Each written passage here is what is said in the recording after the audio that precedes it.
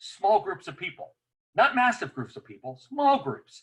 So it was that force multiplier where you only needed a few people to be in the picture. You only needed a few people to get out there one day scraping off benches, okay, and leaving a sign behind after we stained it, another Lions project. If you're interested, give us a call. We even left flyers and stuff out.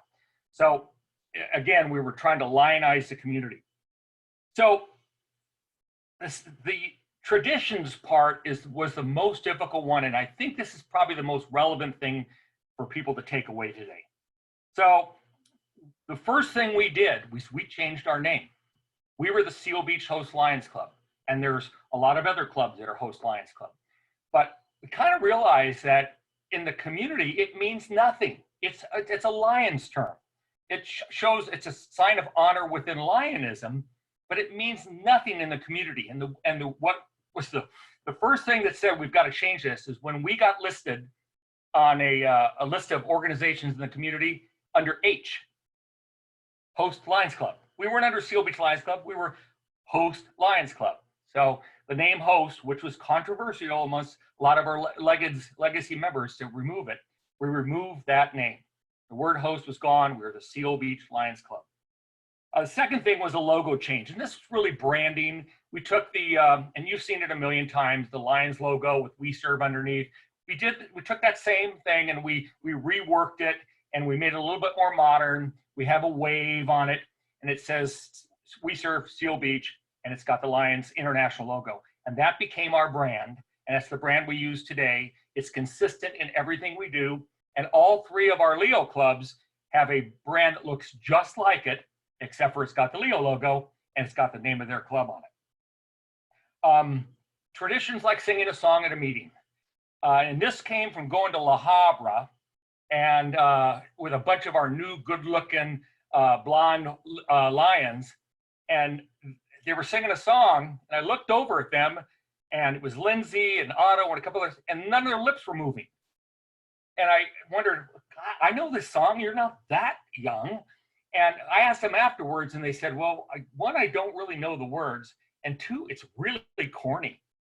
And so I really hadn't realized the relevancy of that. For me, no big deal, sing songs at meetings. So we took that back, we spent some time on it, we massaged it, and we eliminated the song. So we don't do songs. Every now and then we'll sing some drunken sailor song just for fun, but basically remove that tradition. It's a tradition, it's not a value. Robert's Rules of Order. So we all follow them, but we adopted what we kind of called Robert's Light. Robert's Rules of Order Light. So we can have more fun in meetings. We still followed the basic protocols of Robert's Rules of Order, but we made it so it was easier, it was lighter, and more entertaining. Fines. We kind of eliminated fines. Now we still technically have fines, but the only person who ever gets fined is the president, and it's all a fun event. We moved that from fines to happy dollars. So at the end of the meeting, go around the room and everybody's got something to be happy about, and sometimes it's a sad dollar. But we went from, I forgot the exact numbers, but basically fourfold increase by going to happy dollars. And we've been doing it ever since, and like I said, only the president gets fined. City of Hope. Love City of Hope, important part of Lionism, but some people were uncomfortable with passing the hat all the time for City of Hope. And again, we started asking about that. Why are you uncomfortable? Well, one, I feel an obligation to put money in the basket. And it's just an uncomfortable feeling. We thought, well, I don't want anybody to feel uncomfortable. And the other thing was, what does the City of Hope have to do with Lionism? Now, this is 10 years ago when people really thought Lions and Vision, those were one and the same. So most people didn't correlate the City of Hope with Lionism, okay? We all know what it is. But so we eliminated the City of Hope hat. We still give the exact same amount we always give every year, but we no longer ask people to give at a meeting for the City of Hope. And additionally, we don't do the City of Hope prayer any longer. And I know some people don't like that, but it was something we thought was important to make that tradition change, and we did just that. The other thing we did, all our tip jars were traditionally City of Hope jars. And then the money we got from that went to the City of Hope. Well, we decided that, we're more of a vision organization, and I think that people will correlate better to something if we're giving to vision. So Rob Manning's on here. So we just we're going to put on California Lions Friends in Sight as our charity of choice that will be on all of our jars and all of our places that we have tip jars. And again, 2 or 3 times as many donations because people thought that's a Lions project. It's Lionism. Oh, that's right. They're the ones who give away the glasses. I'll support that.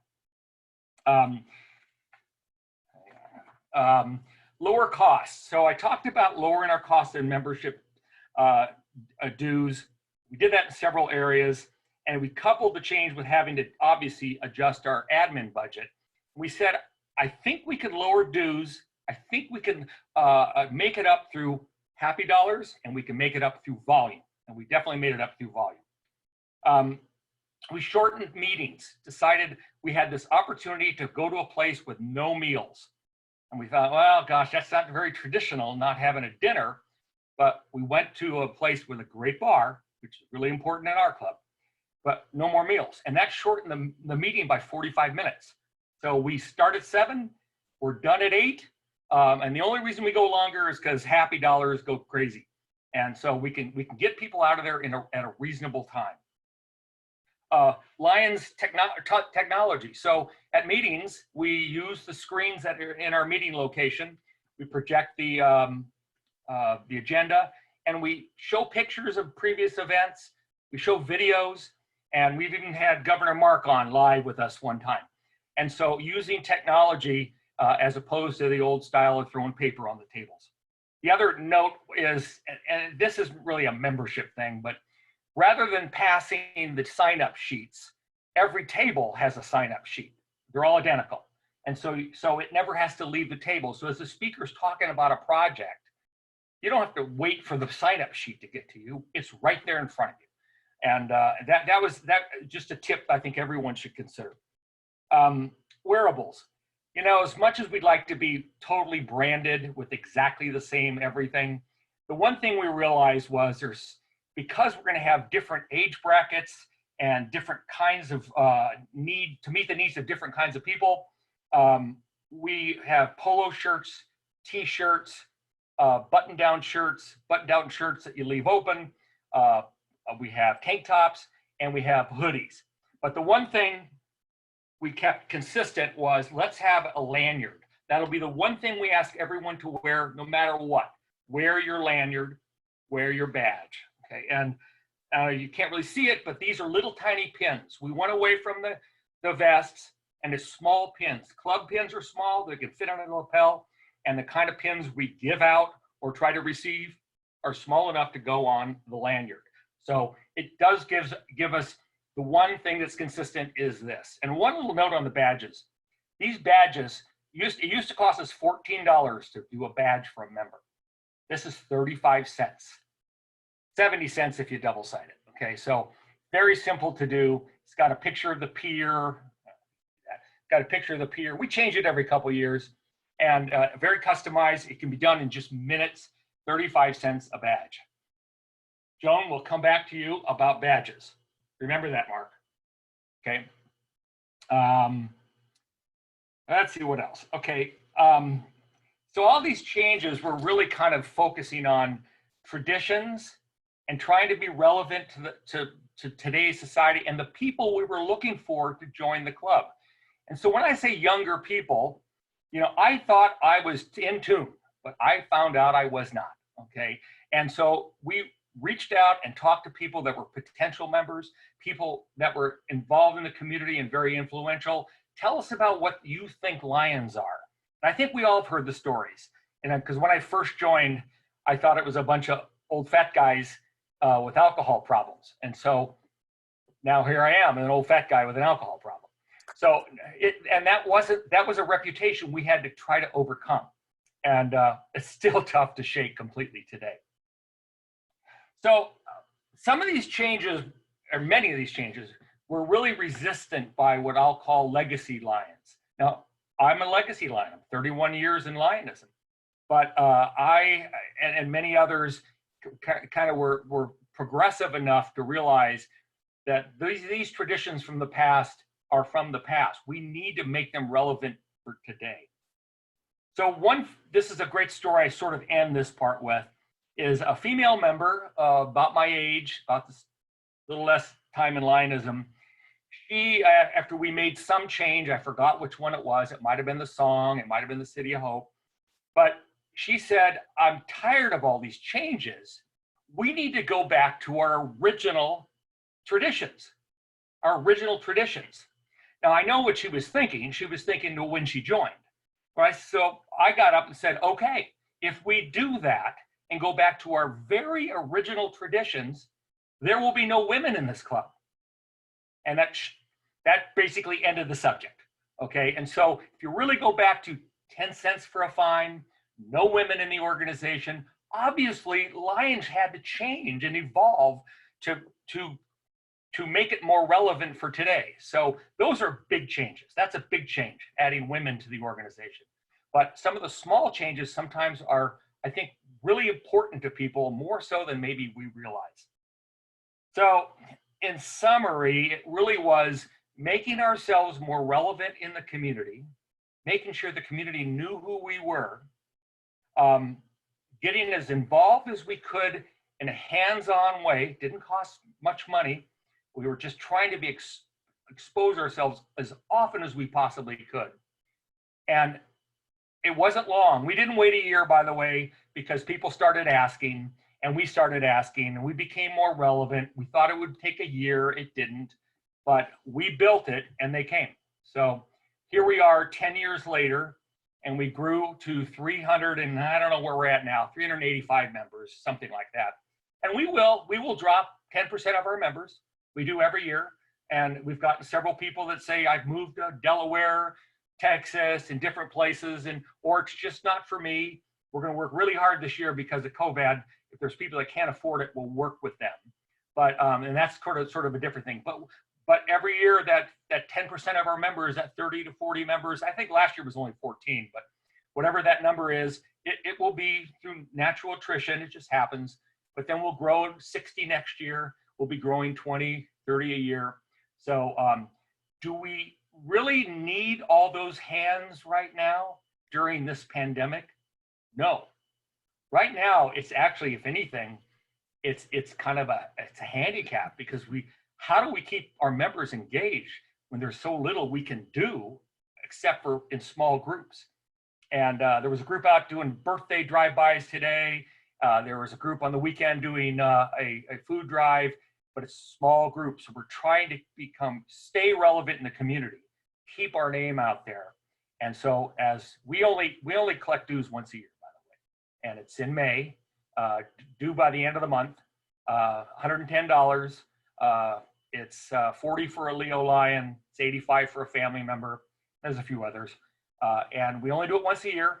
And so it's fairly simple to do, but it's always a trying time, because June is the month that we have to get a hold of everybody and find out why they haven't paid their dues. And most of them they're just lazy. So with that, those are some of the things that we did as a club, and most of those are transferable. Some of them are scalable. And so I encourage those who are always talking about membership to maybe not start with asking people to join your club. Make sure you have a relevant club that people want to join, that it's relevant in your community. And so you maybe don't have to work quite as hard to ask them, would you like to be involved? A certain percentage of them, if they see enough of you, may come to you and knock on that door and say, how do I become a Lion? How'd I do? Am I done? Well, you're halfway done, but we're going to let you answer Joan's question about the badges. Joan, I'm going to unmute you, so give me a second. I think you're ready to go, Joan. Regarding the badges and the lanyards, Scott, do you guys wear those to everything, or are you talking about just to meetings? Do you wear them to all events? Everything. So I'll take fish fry as an example, and there are a lot of our members, and this is part of the relevancy of the community that we're in, who just don't want to wear a uniform. They don't want to wear they don't like the colors. They don't like, but no one really complains about the badge. And so at Fish Fry, your ticket for food is to wear your badge. So it's a good reason to wear your badge. So, and if you come as a volunteer at Fish Fry as a lion and you forgot your badge, you wear one of these that says volunteer with a number on the end, and they don't like that. So this is the one universal thing that we wear all the time is our badge. Okay, I was just wondering, we're just starting to get badges. Again, we just ordered badges for our club with lanyards because that's what the new president wants. And he wants people wearing them. So I was thinking that was the case, to wear them at everything. So just a quick note on this. This is just photo paper. And we print this on and put the name on and laminate it. It's not the prettiest badge in the world, but it's pretty effective. And if people lose them all the time, we just mail them another one. And these are $2. These are 35 cents. Okay. Thanks. Other Scott, questions? Could you talk a little bit about the timeline from when you began to how long it took for, you didn't overnight eliminate all these traditions, is that correct? Well, I would say in the first year, most of them were challenged. Most of them happened in the first year. In fact, probably in the first 6 months. That's where we started, trying to find what works. Because two other things. There's a lot more to our membership plan, a lot more. Bringing in youth. We wanted to bring in a bunch of youth, former Leos, people in their 20s. How are they going to fit in with a bunch of people that are in their 60s, 70s, and 50s? And so what we knew is we had to bring them in as a group. They had to come in as a group. So we made no initiation fee. We paid half their dues, and we got 10 or 15 former Leos to join as a group. So they literally had their own table, literally. And so that was a way. So that was one of those things that, and when they came in, that's when we learned a lot about ourselves and things that just aren't as relevant. And that's when you look over and go, well, why aren't they singing? Okay, and so we should all be asking that question. Why aren't they singing? Not literally.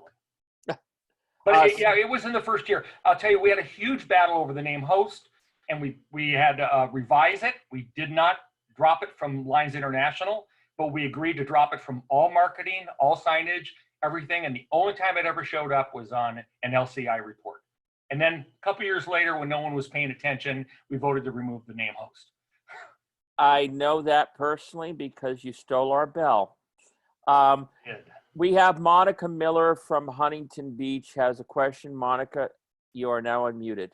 Thanks. Hey, Scott, I was just curious when you said how your club decided to forego some of the traditions like singing the song and doing the City of Hope collection. Was that, who controlled that decision? Was it a decision of the board and then you announced it to the club that you were going to no longer do A, B, and C? Or did you open it up to a club vote? How do you control who decides this is what we're going to do from now on? Well, the committee, the membership committee, started this plan. They wrote the plan. They were executing the plan. And as these elements came up, then what we would do is bring them to the board. And so every single decision, like a song or certainly the name and all went to the board. And then it got released to the members, and that's usually when the controversy started. Yeah. As somebody who wasn't on the board, why didn't I know about that? That's not fair. Or how come I didn't get to vote or whatever. Yeah. Yeah. Okay, Scott, we have Rob Manning from L5, and then Mike Smith's up after him. Hello, Rob. Great. Hi, Scott. And my question is on the Leo to Lion. You know, it hasn't been very successful in many districts. And do you guys offer, can you give us some suggestions or perhaps some incentives, or how do we get that rolling? Well, there's two parts of it, at least two. First part is you've got to have a Leo club. So you have to get a Leo club. And don't make it a project of your club. Make it part of who you are. Have them involved in what you do. Have them at, and they literally in the beginning were at everything, literally everything, and we gave them all the heavy lifting. It's evolved over time because we have so many members now that we're kind of backing off a little bit from giving Leos, you know, every job. So because we have so many members, we need to give them some relevancy to it. So it was to get them involved with the Lions, and they feel like they're members of our club, and to the point where they know who we are, they know the players, and they want to, and this is to sound kind of corny, they want to grow up to be a Lion someday. So many of our Leos on their 18th birthday, while they're still a Leo in high school, they join Lions because we have this program called the newest or the youngest member of Lions worldwide. So the moment they joined, they were the youngest member in the world. It was their 18th birthday. They would join, and so they felt some pride in that. Reality is this: most of those Leos do not come to meetings, but they go to college. They talk about Lions. They come home in the summer. They work our events. It's only $40. First year is $20.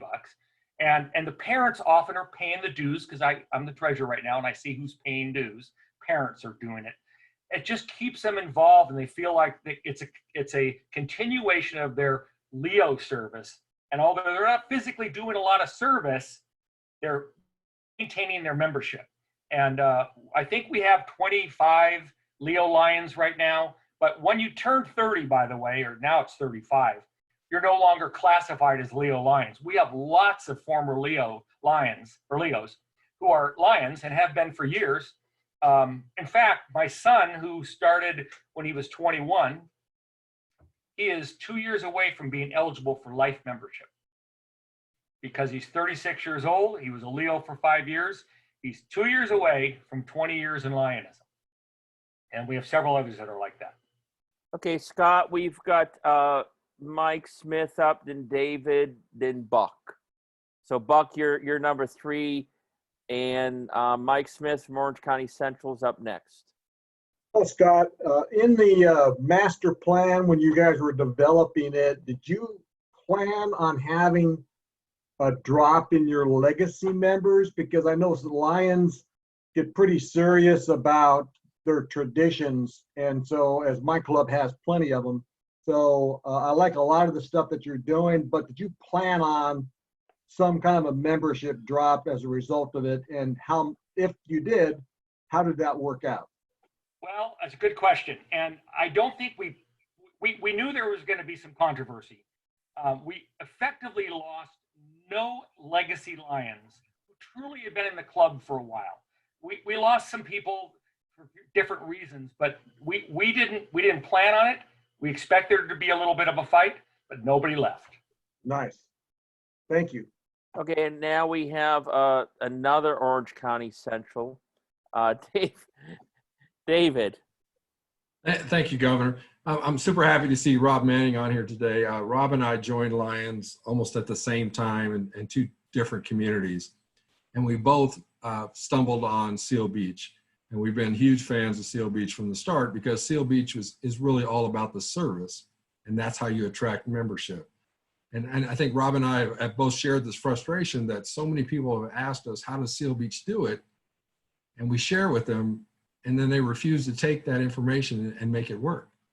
They want to know what the secret is at Seal Beach, and then Seal Beach shares it with you, and you don't run with it. So it's really a simple process. It's getting your members involved. It's keeping them active in your community. It's keeping them relevant in your community. And so many clubs are reluctant to do that. And it's really frustrating from a leadership standpoint that here's a proven roadmap. It's worked at Seal Beach. Harupa out in L5 went from 18 members to 70 plus using the same roadmap. Rob's home club does the same thing.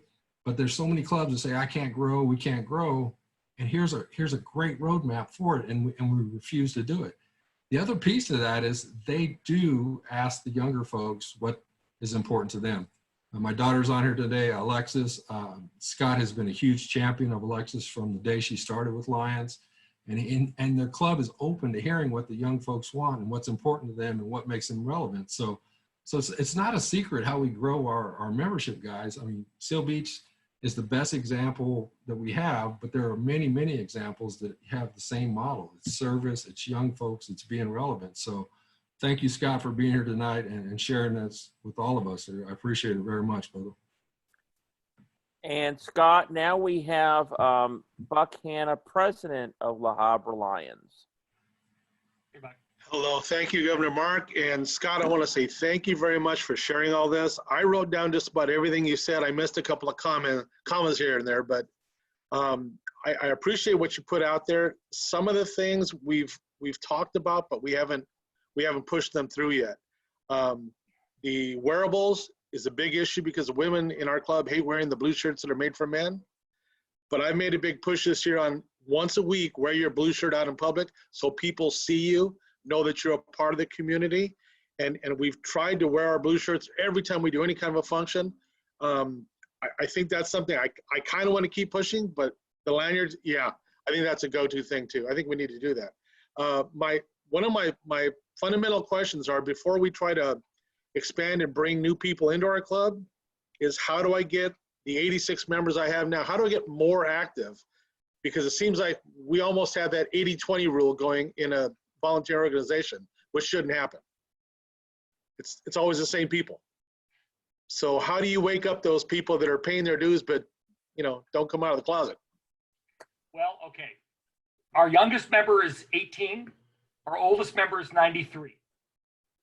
We have members that never miss an event, a project, a meeting, and we have a member that joined with me 20 or 30 years ago, and he hasn't been to a meeting in 25 years. Does that make him a bad Lion? No.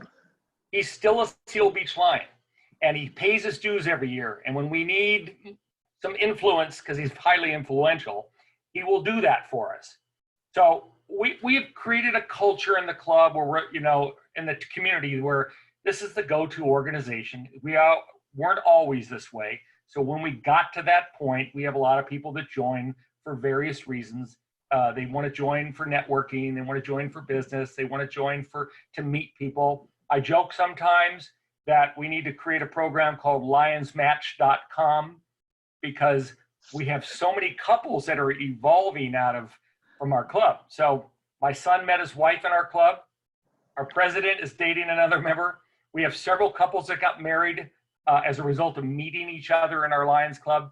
And it's kind of a self-fulfilling prophecy. If there's enough of you out there and you're doing similar things together, then the social aspect of it, I can't overemphasize. I didn't say much about it today, but it's a huge part of what we do. And oftentimes someone might say, is this a service project or a social event?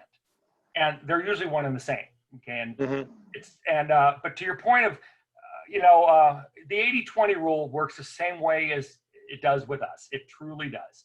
The two events a year, the Christmas parade and the fish fry, we get 200 plus members, but not 380. 200, but that's about as many as we've had working in an event. And so 2 times a year, we ask them to either be in the parade or work the parade, come to fish fry and work it, at least one shift. And by the way, you got to work at least one full shift to be able to buy a beer wristband for the weekend for $10. All right, Scott, we've got Joan Parks and then Sue Ann White on deck. Joan, you ready to go? I am. Thanks, Mark. Scott, the thing that I realize about this conversation we're having tonight is I know it's membership. Don't get me wrong. I'm not saying it isn't about membership and it evolves to membership, but it sounds like what we're talking about, and I agree with it, is rebranding your club in your community and retention of members we have before we can go forward. Now that may take a year, it may take a couple of years, but it sounds like yours started pretty relatively quickly. But it sounds like rebranding and retention. Retention is still a struggle. It truly is. And every year we bring in a lot of members and then we lose, not as many, but we lose sometimes we lose more members than some clubs are whole. So, but it goes like this, and it goes up and up and up. I get that, but isn't this of rebranding, because that sounds exactly like what you've done or you did 10 years ago, going with this, what did you call it, sustainable plan. What you're doing is rebranding, and yes, part of that is eliminating some things, but you're making it overall more attractive to longtime club members, people who are service oriented and minded, we're all going to lose those numbers of people, not as many as you, because you have many more people. So of course that makes sense. But it just sounds like this will evolve into bringing more members in. Mhm. And my favorite part is new members who bring in a new member and they're both on the same orientation together. So someone is a sponsor and a brand new member at the same time. So I can't tell you how many, and Mark's actually given some statistics on that. We have a lot of people in our club who bring in new members. It's not just the Jim Clasannons and the Scott Newtons. And quite frankly, the way I get so many members, I'm not that popular. I'm not a realtor in town. Whenever I write an article, I put my name on it and my number. And every time I talk to people, if you're interested in Lions or Leos or anything, call me, okay? And that's how they ask the question, tell me more. Well, it was Randy McMillan who told me long ago, and Buck alluded to this, was that whenever you go out, if he went to Home Depot or he went to the market or he went any place, he not only wore his pin, but he put on one of his Lions t-shirts. And we all have a ton of Lions t-shirts, whether it's the float or some project or whatever. So that makes a lot of sense. So that too is important to advertise ourselves. By the way, we subsidize shirts in our club. So it's almost nothing to buy a club shirt, and we pay for half the shirt because we really want people to wear them. Uh-huh, makes sense. Okay, we're going to, I think it was David who said Hank from L5 was a pretty good looking guy. He truly is, now that we can see him in person. We're going to go to Sue Ann White, and then I think Mark Schneider had his hand up. So Sue Ann, you're on. Sue Ann, you need to unmute yourself. Sue Ann, Sue Ann, there you go. Okay.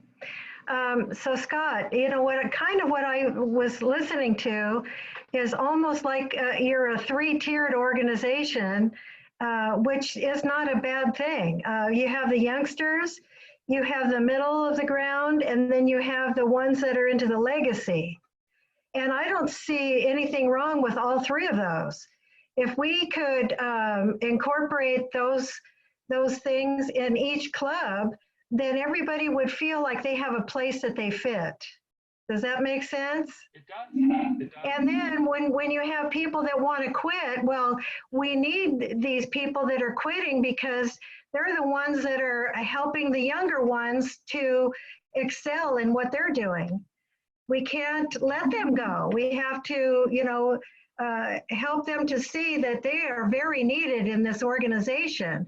And then when they see that, then we have the people that have the old school thinking, and we have the people with the new school thinking, and then pretty much we can incorporate all of that into our large service organizations that we're doing, like the large work projects that we all have. All three are being incorporated into each other. Everybody's getting to know one another, and everybody sees that, yes, they're equal in all of their three parts. And I think that that's a great idea to carry on, because I think a lot of our clubs need that. We have the older people that don't want to do anything, and we have the younger people that want to do it. And people are seeing like there's walls between us in our clubs when there shouldn't be. Instead, this is how we incorporate it.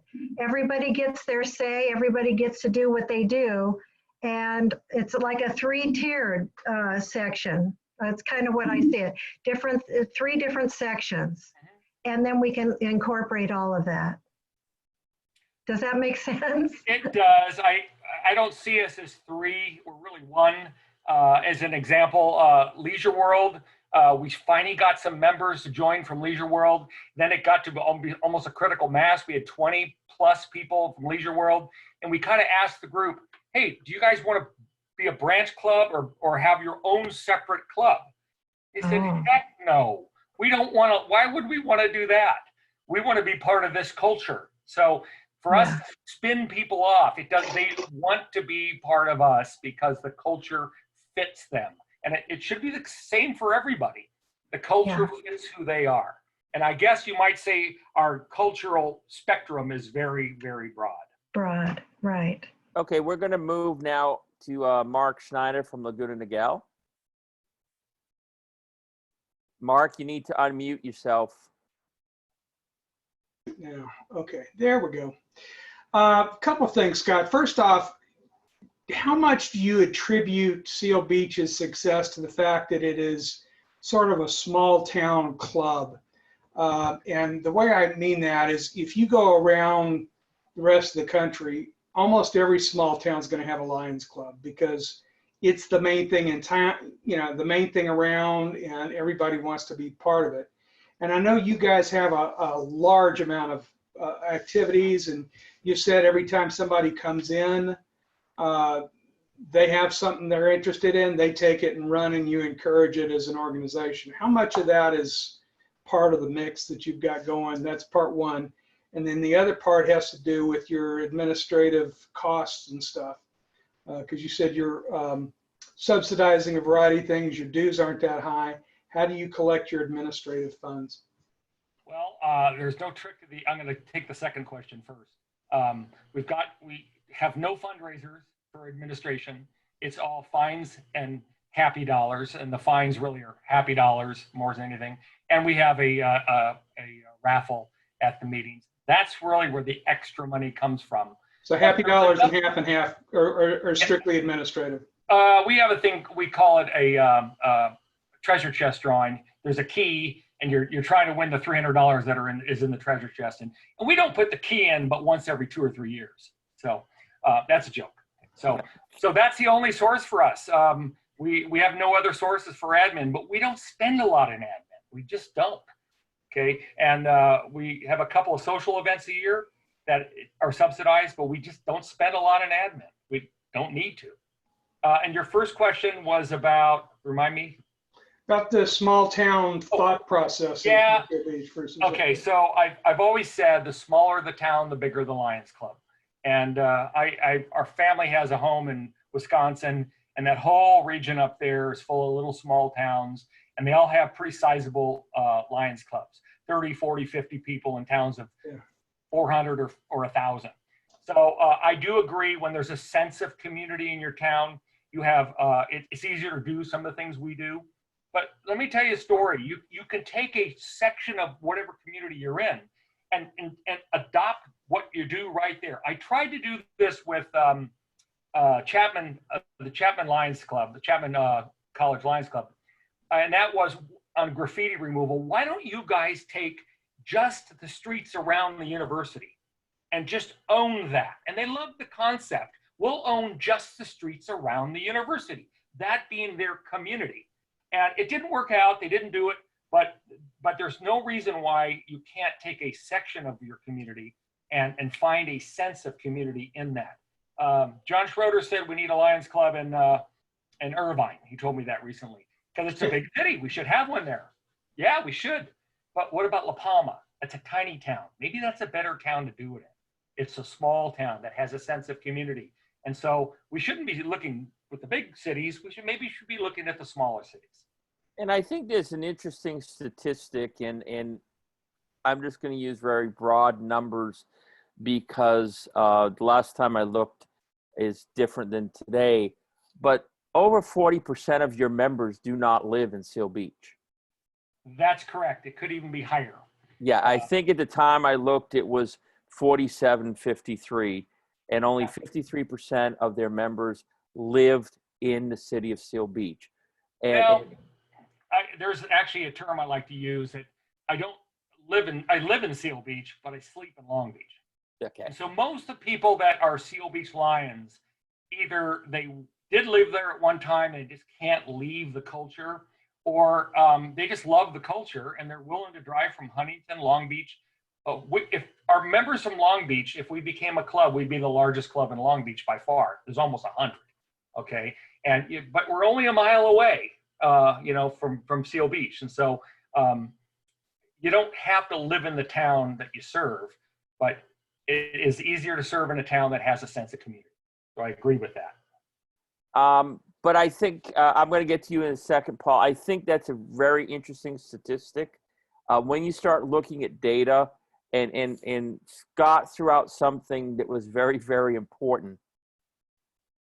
Multiple members in Seal Beach bring in multiple new Lions.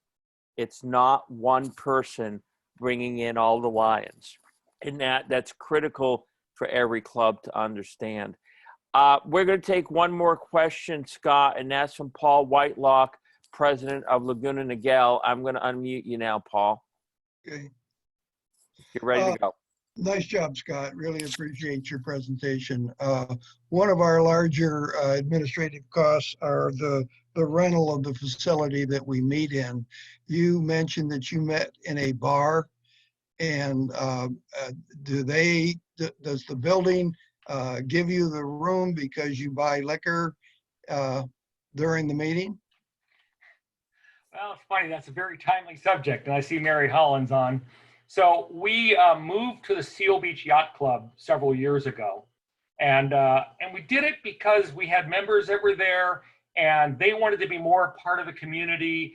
And we started by meeting there for free and having they had a bar, and they did really well the nights we were there. Then they started charging us for a cleaning fee. So we pay $100 a meeting for cleaning fee, but just recently they wanted to raise that to $250 a meeting. That's $6,500 a year for the privilege of meeting there. So when we come back out of this COVID mess, we will meet at the Marina Center in Seal Beach. It's a community room. We're going to make it a cool place to meet. It doesn't have quite the sexiness as the yacht club does, but we're going to save $6,500 a year. We're going to figure out how we can reinvest that money into something more productive. Okay. Okay, we have one announcement from PCC, Dave Radke. Then I'm going to let you wrap up. Okay, Scott? You got it. And David, you're on. Hey, just a reminder, this week we would have been getting ready for our district convention down in San Diego, pre-coronavirus pandemic, of course, but we are having a virtual happy hour this Friday night from 4:30 to 7. We would love to have you all jump on. We have room for up to 150 at a time. We're going to have some games, some prizes throughout there. We're going to have a Gilligan's Island costume contest as well. So please jump on and spend some time and celebrate this great Lions year. We have some confirmed international guests. We have our international director, Jeff, and his wife, Nancy Wade, will be joining us from Florida. We have international vice president, Brian and Lori Sheehan will be joining us. And just confirmed today, we have international vice president, Patty Hill, and her husband will be joining us as well. So please jump on Friday night from 4:30 to 7. Have a good time hanging out with some fellow Lions and celebrate another great Lions year. We appreciate all you do. We want to support Mark. He's had an amazing year as district governor. So please make time to jump on Friday night from 4:30 to 7. Alexis is hosting it, Line Alexis. So if you have any questions, please ping her or myself, and we will get you hooked up. We hope to see you all Friday. How will they know the link to use? Alexis, you want to take that? Yes. Hold on. Can you hear me? Yeah. Come on. The link will go out tomorrow to everyone that said they will be coming. We currently are working on getting the link to everyone that registered for the convention. And for example, the vice presidents, they already received the link earlier today. Okay, great. Then before I turn it back to Scott, I want to thank all of you for coming to our LChat number 3. Hopefully you found it interesting, as most of the LChats have been. I want to thank all the L5 people. You are perhaps among the most well-behaved people I've ever met, including that Hank fellow who left again. Oh, no, there he is. But thank you all for coming. We will have more LChats in the future. You are welcome to attend. And Scott Newton, wrap her up for us. You know, I guess as we talked tonight, this could have been about lots of different things. Membership happened to be the focus. And we did start this with the concept of trying to bring in more members. We were kind of motivated. We met the Linden Lions Club. They had 170 members. We said, wow, what's it going to take to be in the top 5? And so it was kind of a little bit of a challenge to us. But at the end of the day, it was about building a stronger, better club that is sustainable into the future. And quite frankly, we don't work very hard on bringing in new members now. What we work hard on is serving the community. And then the members just come with it. So with that, you know, more hands equal more service, so we all need them. And hopefully when we get out of this pandemic, we'll be able to use our 385 hands for something useful. Thank you for joining me. Thank you. Well done, Scott. Well done. Good job. Good job. Excellent, Scott. Good presentation. Good work. Thank you Presentation, very Scott. much, Scott. Appreciate it. Yes. If you don't mind, I'm going to peel off to my wife's computer. We're having Leo elections tonight. Is that okay? Can I leave? Well, we're ready to close down shop here. Again, thank everybody for being here. Good night. Nice job. Thanks. Night, Good night, everyone. Thank you. Take care. Bye. Bye, everybody. Bye-bye. Bye-bye. Bye, Kat. Good night, Laguna Niguel Lions. Mark, are you there? I am here. Quick question for you. Yep. If we get all of our members to come to a L chat, do we get visitation? Because it's one of the few things I can do left that gives me a feeling of power, yes. Okay, so all we need is our typical number of Leo or Lions to come and we'll get visitation.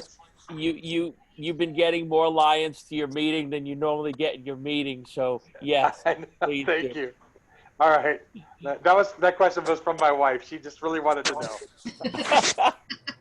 Thank Well, you. you know, virtual visitations are great. That's why I teased you the other day. Yeah, I know. Inviting us to your meetings. Hey, Ron. I've been attending Ginny's meetings in Garden That's Grove, and it's just That's a all great. right, man. Thanks for jumping on there, man.